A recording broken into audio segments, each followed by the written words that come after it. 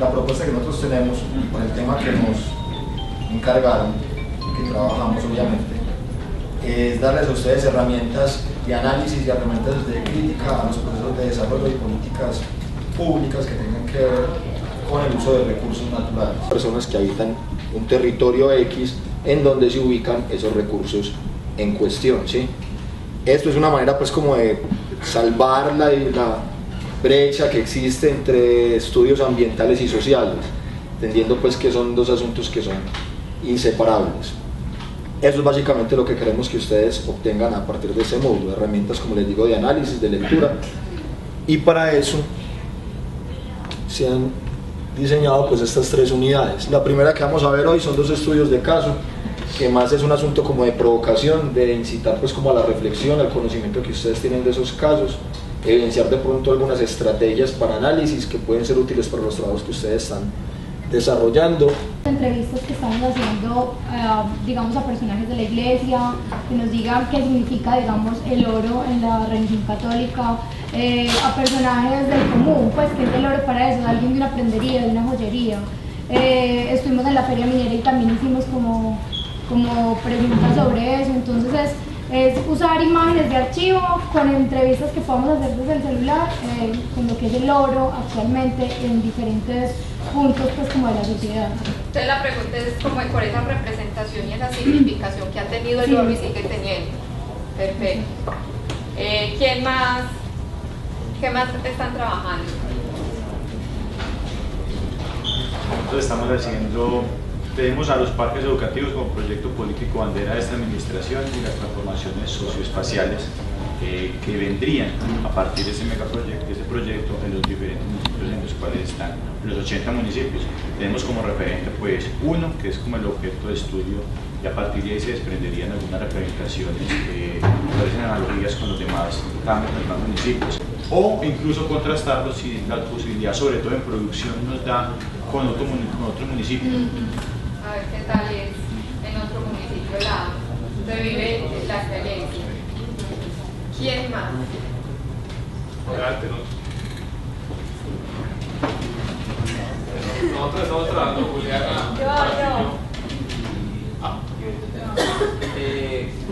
A raíz pues de lo del paro agrario, estamos trabajando el conflicto que tienen los campesinos y el gobierno encontrándose pues en posibilidades productivas y limitaciones productivas. Entonces, estamos encontrando con un montón de limitaciones que tiene para poder hacer un trabajo en el campo. ¿Cómo lo ven ustedes? Sí, interesante, porque eso tiene mucho que ver también con políticas de desarrollo.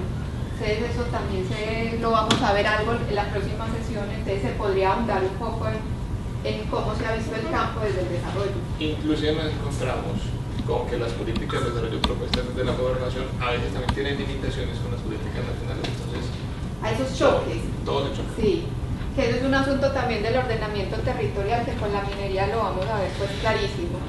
Sí, lo mismo que con los planes de ustedes también lo van a ver ahí clarísimo. Por allí, ¿o tú estás con él? El programa sobre una vereda del municipio de Guarne, que pues entre Guarne y Girardota, que encontró en un proyecto productivo de Caléndula como la redención a los problemas que tenía, porque era una vereda con problemas de seguridad, con desplazados, con un montón de cosas negativas, pero llegó una ONG, les propuso hacer ese proyecto, se vinculó también la alcaldía de Guarne, la gobernación, y ahí están saliendo adelante esas familias. ¿Son proyectos agroecológicos? Sí. ¿Y han tenido buena recepción, apropiación? Y ha servido para unir más a los habitantes de la vereda, a través de una escuela de campo, de un programa de escuela de unos programas de escuela de campo pues, que maneja la Secretaría de Agricultura. ¿Y qué ONG no recuerdo el nombre, hay una ONG pero no lo tengo por aquí pues así. Porque ahora el asunto de la agroecología también está muy pegado en estos lugares más rurales, no solo de Antioquia, sino también hasta los corregimientos de Medellín.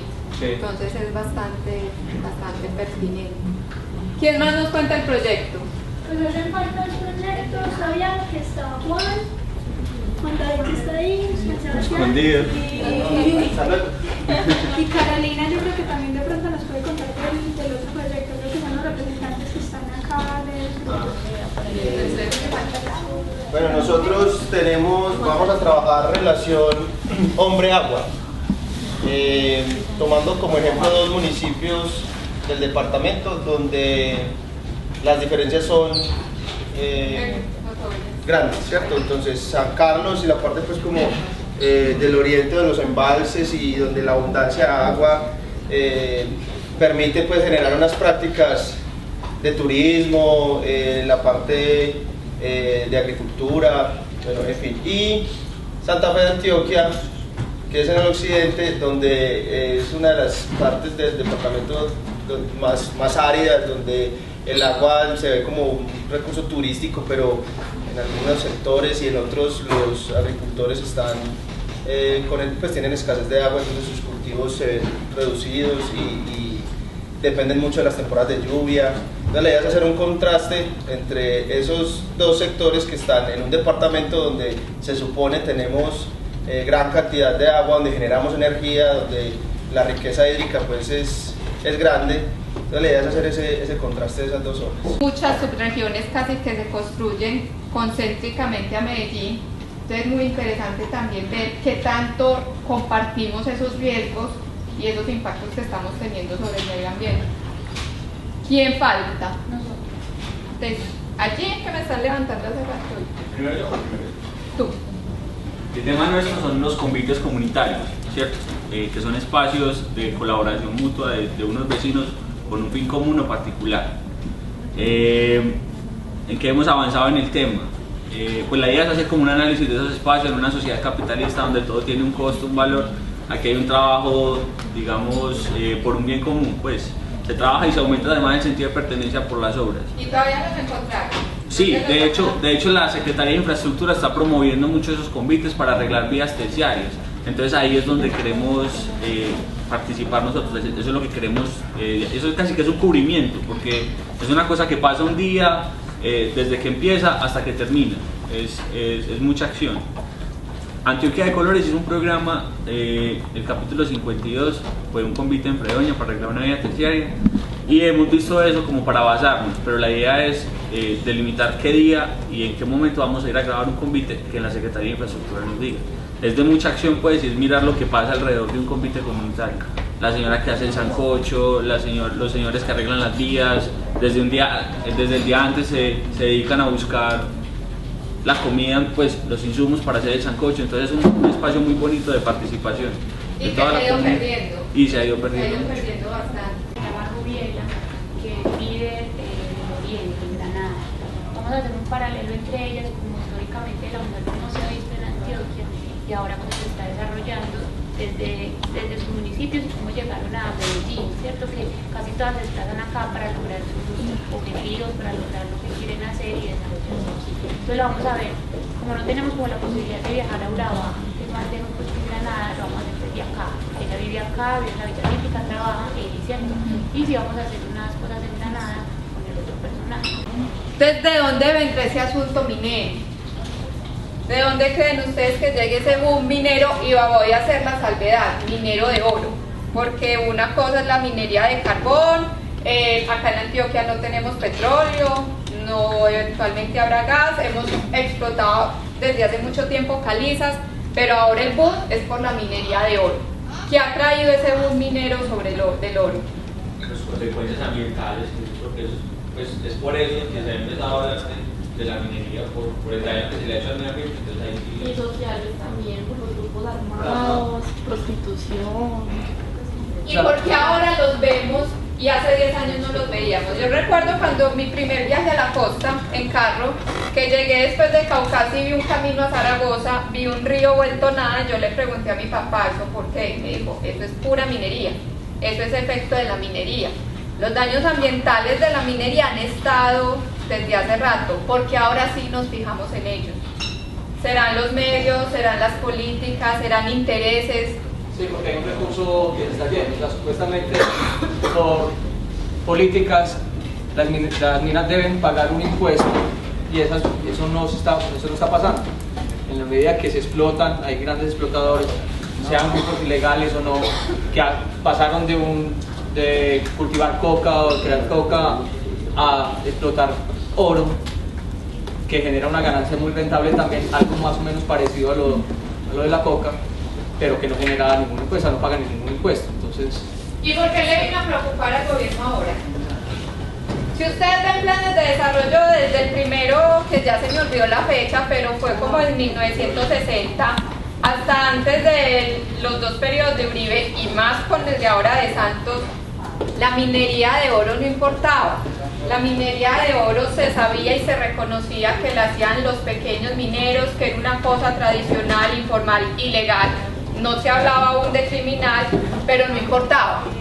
O sea, les importaba el petróleo que estaban sacando de los llanos, les importaba el carbón que iban a sacar de Cerrejón y les importaba el gas que también había en La Guajira. El oro, no. Hay pequeños mineros, es un problema, hay problemas ambientales, no pagan regalías, pero nunca se habló de hacer algo con ellos hasta ahora que llega ese... Porque el mercado internacional está súper disparado. hay unas empresas que se están Hay unas empresas de afuera que quieren venir. Porque el oro se disparó. Desde el 2001 el oro tomó un valor tal que todos los países latinoamericanos se volvieron centro de los intereses de las multinacionales. Eso es un asunto de desarrollo. Eso es un asunto de qué papel nosotros como país latinoamericano jugamos en el concierto mundial, ¿cierto? Entonces antes nos dijeron, ustedes tienen que volverse industriales o ustedes son la despensa agrícola. Pero ya vimos que no nos desarrollamos a partir de esos proyectos. ¿Qué nos quedó y qué nos llegó a partir de la década del 90 y del 2000? El oro. Y entonces ustedes, si ustedes hacen un barrido del mapa de Latinoamérica, ven una gran llegada de multinacionales específicamente por oro. Chile se volvió un epicentro, Perú. El alto crecimiento económico de Perú en los últimos 4 años ha sido a punta de explotación de oro. En otros países como Bolivia el gas, pero también el oro. Y Colombia, que toda la vida tuvo grandes yacimientos de oro, Antioquia en especial, si lo vieron en el módulo pasado, Antioquia siempre ha sido rico en oro, se volvieron esos grandes atractores de estas multinacionales.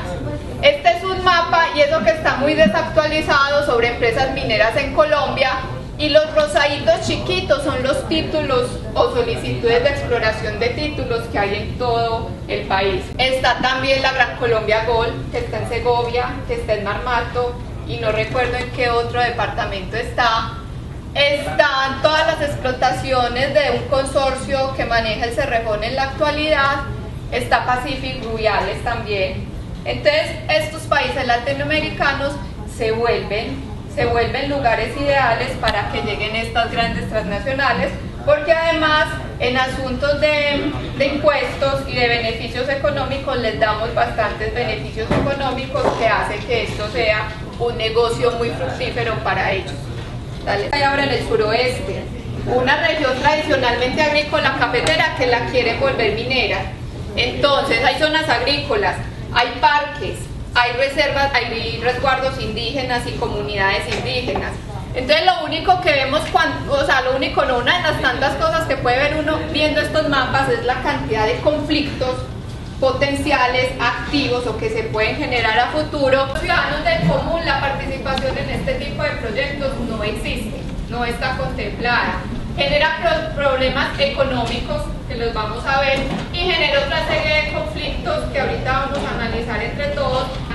Hay minería ya llamada ilegal, que es la que toda la vida se ha practicado, yo creo que en la mayor parte de Colombia, minería tradicional, artesanal, y cada una de ellas conforma un panorama tan complejo. Si ustedes vieran el problema en el que estamos nosotros ahora, porque es un panorama tan complejo de intereses por acá económicos, de un modelo de desarrollo extractivista y de unas comunidades que están ahí luchando y resistiendo porque lleguen ciertos proyectos o porque se les cambie su vocación.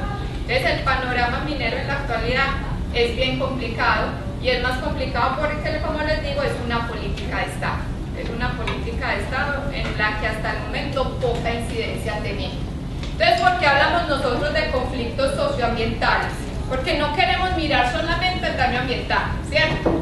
Consideramos que el daño ambiental es fundamental, pero es fundamental también ver las transformaciones socioculturales y económicas que sufren los territorios a causa de la minería. Queremos ver eso como un asunto integral. El ambiente no está solo, ¿cierto? Somos un ecosistema y ahí hay unas relaciones que se dan y que se mueven a partir del uso de ciertos recursos naturales, del acceso a ellos y del aprovechamiento que se le da. Detrás de eso vienen una cantidad de actores que ustedes no se imaginan, cada uno con su interés, cada uno con su intención y cada uno con su posición. Entonces, si ponemos todo ese complejo panorama, creemos que hablar de conflictos socioambientales nos permite tener un mayor conocimiento y una mejor comprensión de lo que puede y lo que está pasando en el país a causa de los proyectos mineros. Quiero que miren quién habla, quién produce ese video. Hay unos que son noticias, hay otros que miremos ese panorama minero que tiene el país. ¿Listo? A veces produce pues bien, otras veces hay veces que uno queda viendo plata y la esperanza es en otro corte volver a recuperarse.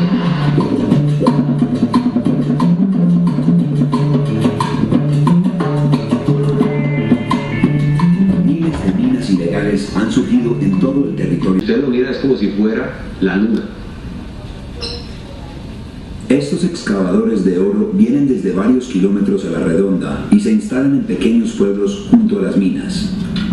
La gente va llegando, donde que hay las minas, la gente va llegando, mucha gente llega. Primero, dependiendo a las personas que estaban quedando sin trabajo por la minería, que iba a llegar en la multinacional y eso. Y ya como en el último, pues como esa defensa que se puede hacer en la parte ambiental, más que todo. Se hace mucho énfasis en la parte ambiental porque finalmente es la que de cierta forma tiene mayor regulación, de cierta forma. Las empresas y los mineros tienen que presentar un plan de manejo ambiental que supuestamente deben seguir para tener menos afectaciones. Entonces digamos que esa parte ambiental de páramos, de parques, de respetar y responder por unas normas ambientales es como ese caballito de batalla.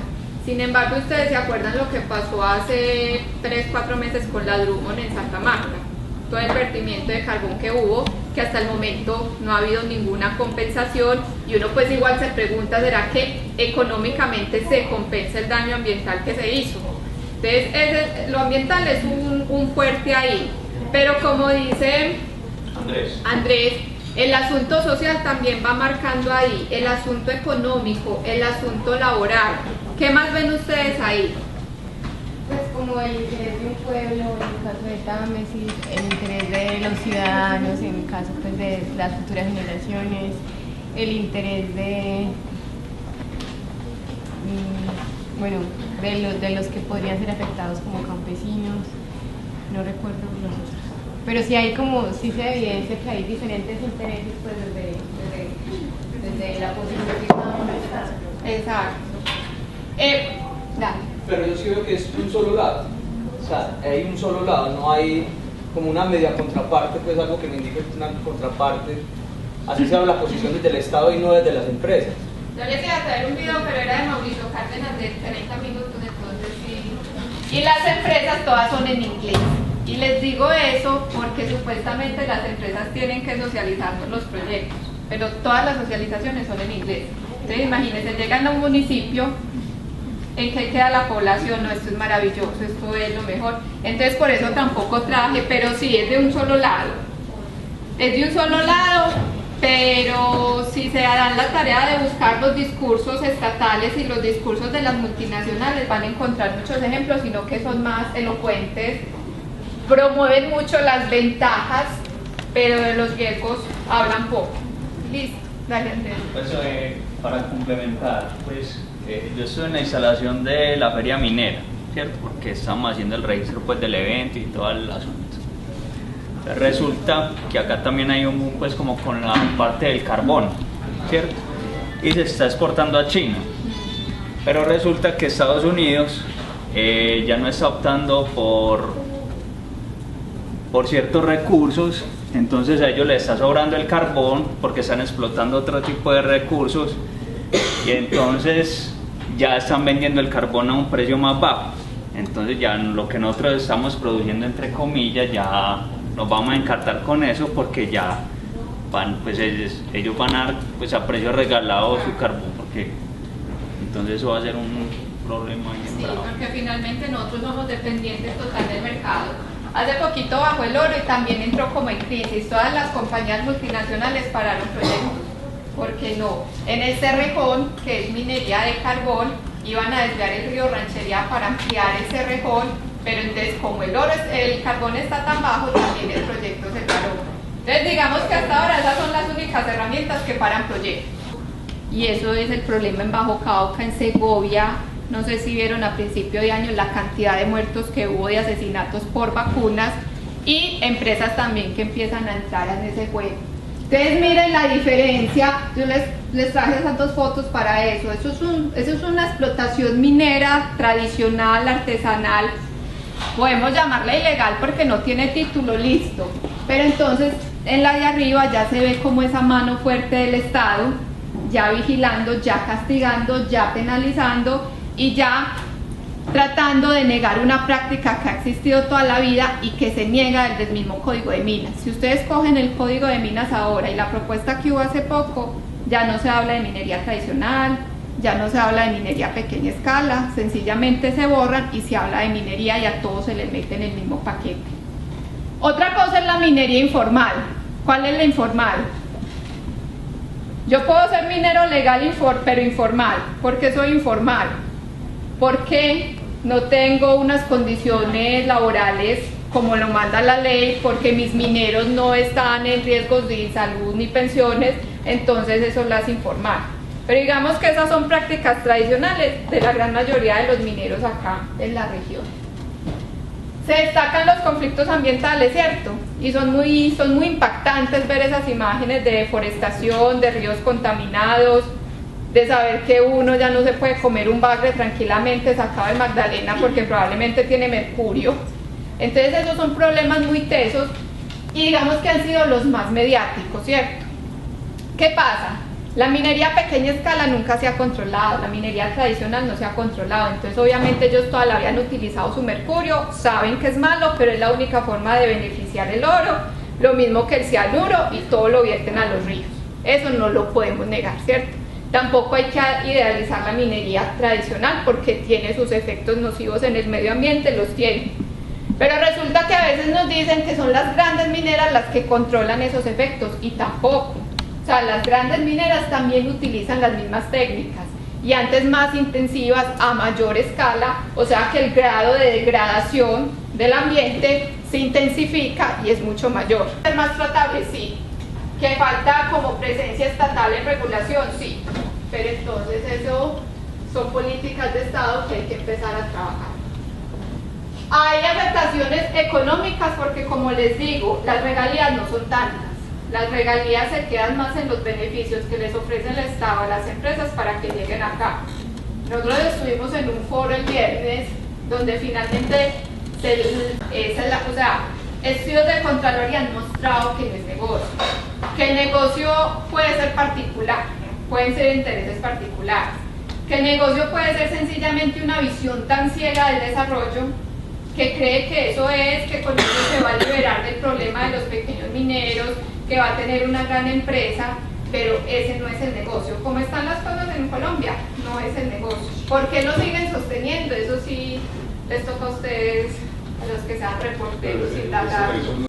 Uno a veces no quisiera ser tan maquiavélico, quisiera pensar que es que somos miopes, ¿cierto?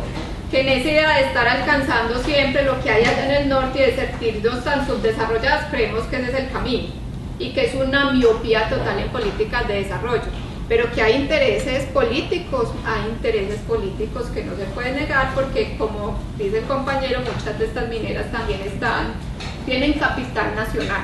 Entonces, hay un asunto ahí, Paula, para que ustedes vean en el video que va a ser pues como la actividad virtual. Debe asegurar que la demanda interna de energía se tenga con qué ser alimentada y además pues promover todos los emprendimientos empresariales de interconexión con otros países de la región. Y crea pues dos unidades que son importantes, que son la unidad de planeación mineroenergética, que digamos es el centro de planeación de todos estos procesos a futuro en Colombia, y la Comisión de Regulación de Energía y Gas, que también escuchamos normalmente para precisamente regular todo lo que es el proceso de, digamos, de comercialización interna de estos productos. Otra ley importante a tener en cuenta es la ley 9993, que es la ley del ambiente, del medio ambiente, ¿cierto? La que crea el Ministerio del Medio Ambiente. Ahí es donde se empieza a hablar de gestión ambiental, y esas son las famosas, y ahí surgen las famosas licencias ambientales que son tan discutidas tanto en minería como en estos proyectos, que son permisos fundamentales para que estos emprendimientos puedan ser llevados a cabo.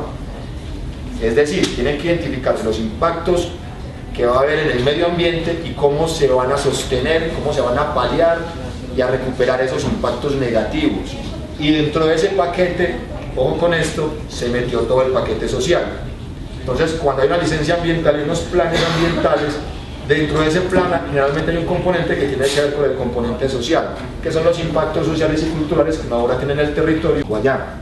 Eso quiere decir que si usted es dueño de una finca, por allá de un lote, cerca a esta represa, y ese lote va a ser inundado, ahí va a ser una sala de máquinas, por ahí va a pasar una carretera, etcétera, etcétera, y usted no quiere irse de allá, la ley simplemente le otorga al Estado la herramienta de sacarlo a usted, de expropiarlo, si usted no negocia con ellos, ¿sí?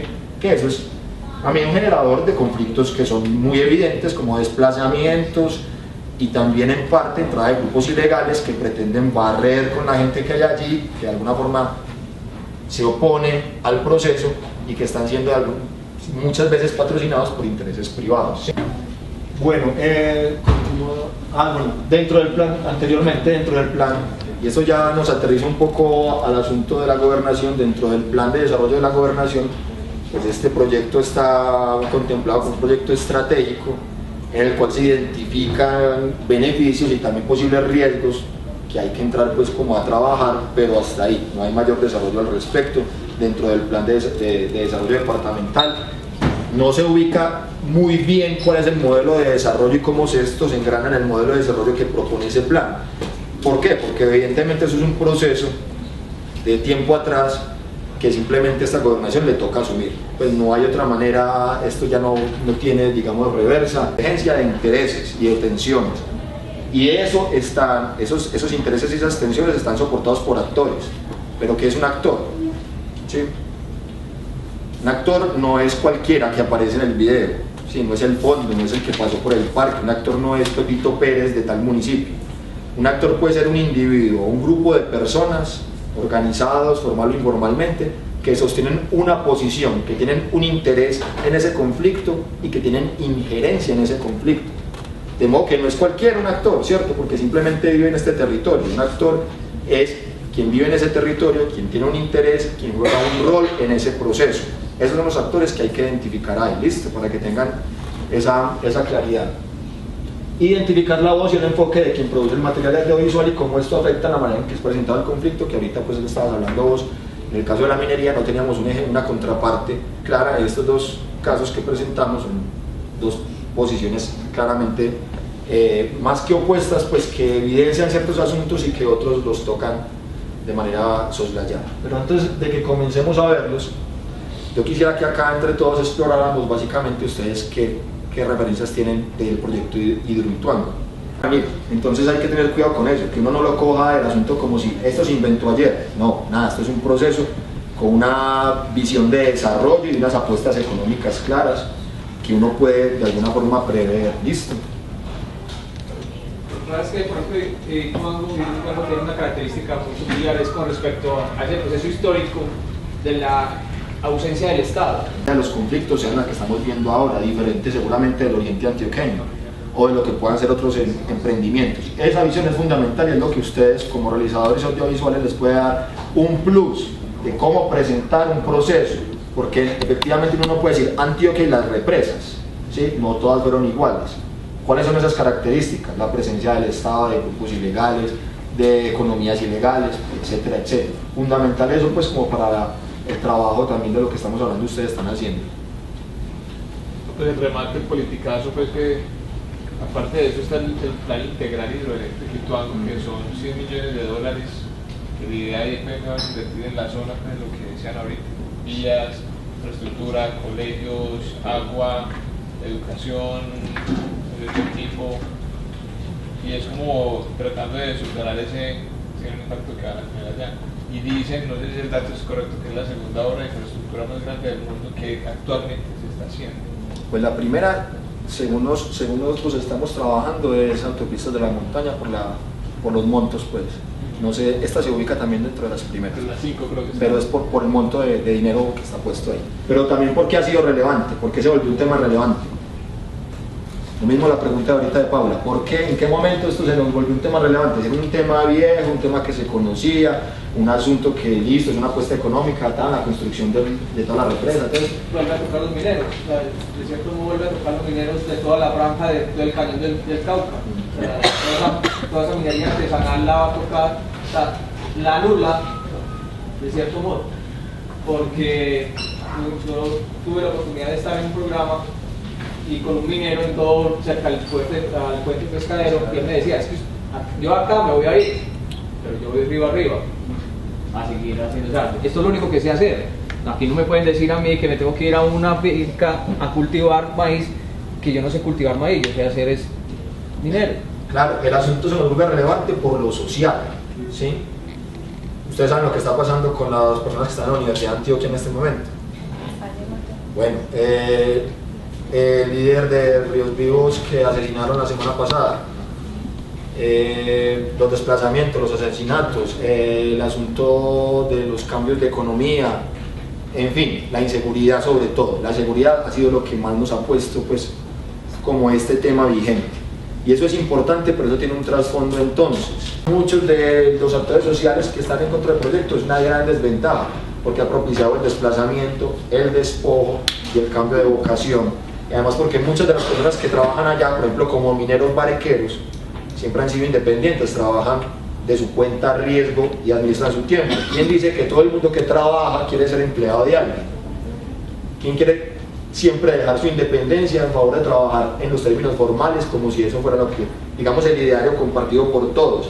Pero digamos que ese ideal es un ideal, pues digamos, hegemónico, y todo el mundo, digamos, desde las políticas públicas de desarrollo lo supone, pero en los territorios eso es revalorado y revaluado. Además son trabajos muy temporales, es mientras construyen, entonces la gente cree que de verdad les van a dar trabajo. Eso pasó con el túnel de Occidente, y a la hora que se acaban las construcciones, hasta ahí llegó el trabajo. Entonces también es eso. Bueno, claro, y finalmente ¿dónde van a estar los ingresos mejor remunerados, obviamente? Y bueno, ¿cuál es la voz y el enfoque de quien produce el material? Eso ya sí es obvio, ¿cierto? Sí. CPN, y su enfoque obviamente es pro del proceso, ¿sí? Entonces, de todas formas hay que decir que la producción es muy buena, ¿sí o no? Pero yo creo que más allá de la producción también se dan cuenta de las del proyecto y que es una obra de ingeniería, pero es que todo eso de todas maneras impresionante. Entonces hay una advertencia ahí, polarizar pues como la mirada no es nunca una vía fructífera para dar cuenta de procesos de este tipo. Hay que tener una posición abierta pues, y sensibilidad ante todo lo que está sucediendo y ante los intereses que están puestos en juegos ahí. Lo que mínimamente sí hay que ser honesto es en la posición de quien produce el video, ¿cierto? Y en eso, estos dos creo que son claros. Hay uno que está promoviendo la construcción, tiene unos intereses, la empresa, y otros que digamos están desde el lado de grupos sociales que se oponen porque sus intereses, porque lo que consideran son los beneficios para la gente de allí no son tales y se están vulnerando derechos. ¿Listo? Entonces, de nuevo, ¿qué podemos identificar ahí en conflictos? Ya ahí sí tenemos varios, ¿no? ¿Cuáles pueden ustedes, o cuáles ven más relevantes ahí? Desalojo forzoso. Sí, está desalojo y desplazamiento forzoso. Me gusta la frase, sí. Río de todos, ya no. Sí, exactamente. Pues hay una cierta privatización de recursos y del uso de los recursos.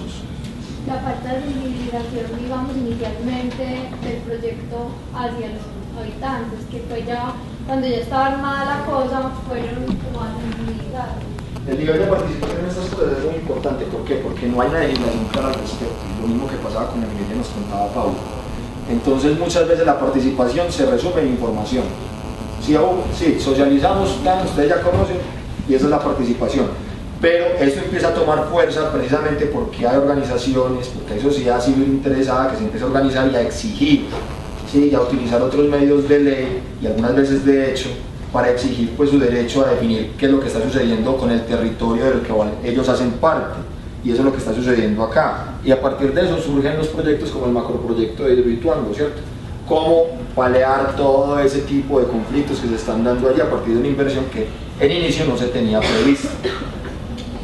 Bueno, yo hice como el ejercicio básico de cómo poder coger un conflicto como estos que estamos viendo y organizarlo en un esquema muy sencillo que le permita a uno más o menos leerlo, ¿cierto? Entonces, si usted puede identificar esos conflictos, todos los conflictos uno los puede empezar a categorizar, a colocar en agrupamientos que le den línea sobre lo que uno quiere decir y quiere tratar, y posiblemente eso también le sirva a ustedes haciendo un producto audiovisual X, es decir, uno no va, por ejemplo, yo no me siento a escribir un informe a lo que me llega a la cabeza, primero hago un esqueleto y eso me va dando línea temática de lo que quiero exponer. Entonces, por ejemplo, podemos encontrarnos transformaciones de la dinámica de la configuración territorial como unos conflictos fuertes, el acceso a la tierra y los recursos, la transformación repentina de redes sociales de apoyo, cuando la gente tiene que irse, sus familias, o lo que decía la persona que decía que se comunicaba por garruchas por el río o por los caminos, todo eso va a ser inundado. Todas esas prácticas de comunicación y de relacionamiento y de transitar el territorio,